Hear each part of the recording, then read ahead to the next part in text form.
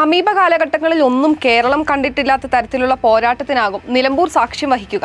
കാരണം ഈ തെരഞ്ഞെടുപ്പ് ഇടത് വലത് മുന്നണികളുടെ ഭാവിക്ക് അത്രയേറെ നിർണായകമാണ്. സ്ഥാനാർത്ഥി ആദ്യം പ്രഖ്യാപിച്ച തിരഞ്ഞെടുപ്പ് രംഗത്ത് തുടക്കത്തിൽ മേൽക്കൈ നേടിയ UDFന് അത് നിലനിർത്താനായില്ല. അൻവറുമായി ബന്ധപ്പെട്ട് ഉയർന്നു വന്ന വിവാദങ്ങൾ തെരഞ്ഞെടുപ്പിന്റെ ഫോക്കസ് വിവാദങ്ങളിലേക്ക് മാറ്റി. UDF ഉയർത്താൻ താല്പര്യപ്പെടുന്ന വിഷയങ്ങളിലേക്ക് ചർച്ച മടക്കിക്കൊണ്ടു പോവുക എന്നതാകും അവരുടെ നേതൃത്വത്തിന് മുന്നിലെ അടിയന്തര വെല്ലുവിളി.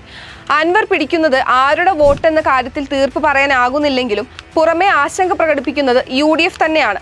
എന്നാൽ കഴിഞ്ഞ 2 തവണയും അൻവറിന് വോട്ട് ചെയ്തവർ തന്നെയാകും ഇത്തവണയും ചെയ്യുക എന്നും അതിനാൽ തന്നെ UDF വോട്ടുകളിൽ ചോർച്ച ഉണ്ടാകില്ലെന്നും UDF നേതാക്കൾ ചൂണ്ടിക്കാട്ടുന്നുണ്ട്. LDF ആകട്ടെ അൻവർ UDFുമായി ഇടഞ്ഞതോടെ കൂടുതൽ ആത്മവിശ്വാസം പ്രകടിപ്പിക്കുന്നുണ്ട്. മുഖ്യമന്ത്രി പിണറായി വിജയൻ തന്നെ പ്രചാരണത്തിന് നേതൃത്വം ഏറ്റെടുക്കുന്നത് ഈ ആത്മവിശ്വാസത്തിന്റെ ബലത്തിലാണ്. അൻവർ പോയാലും നിലമ്പൂർ സീറ്റ് അവർക്ക് നിലനിർത്തണം. പൊതു തെരഞ്ഞെടുപ്പ് അത്ര അകലെയല്ലാത്തപ്പോൾ നടക്കുന്ന തെരഞ്ഞെടുപ്പിന്റെ സിറ്റിംഗ് സീറ്റ് കൈവിട്ടാൽ ഉണ്ടാകുന്ന രാഷ്ട്രീയ തിരിച്ചടിയെക്കുറിച്ച് അവർക്ക് നല്ല ബോധ്യമുണ്ട്. ഭരണത്തിന്റെ നേട്ടങ്ങൾ തന്നെയാണ് ഇടതു മുന്നണി ഉയർത്തിക്കാട്ടുന്നത്. മൂന്നാമതും ഇടത് സർക്കാർ എന്ന മുദ്രാവാക്യവും അതിശക്തമായി ഉയർത്തുന്നുണ്ട്.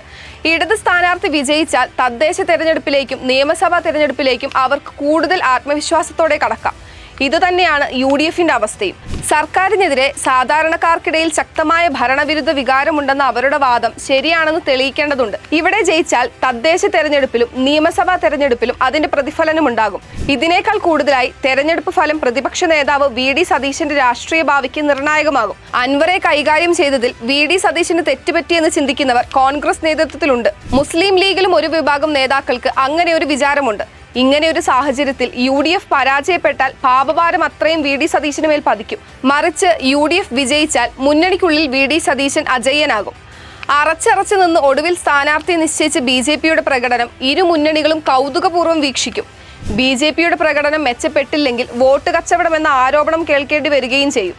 മലയോര കർഷകരുടെ പ്രതിനിധി എന്ന പേരിൽ മറ്റൊരു പാർട്ടിക്കാരനെ സ്ഥാനാർത്ഥിയാക്കിയ BJPക്ക് അടിസ്ഥാന വോട്ടുകൾ ഉറപ്പിച്ചു നിർത്തുന്നതും പ്രധാനമാണ്. ക്രൈസ്തവ വോട്ടുകൾ ലക്ഷ്യമിട്ടുള്ള സ്ഥാനാർത്ഥി നിർണയത്തിന്റെ ഫലപ്രാപ്തിയും കേരള രാഷ്ട്രീയം ഉറ്റുനോക്കുന്നൊരു കാര്യമാണ്. ഉപതെരഞ്ഞെടുപ്പുകളിൽ പ്രധാന മുന്നണികൾ തമ്മിലുള്ള നേർക്കുനേർ പോരാട്ടത്തിലേക്ക് മത്സരമൊടുവിൽ മാറുന്നതാണ് പതിവ്.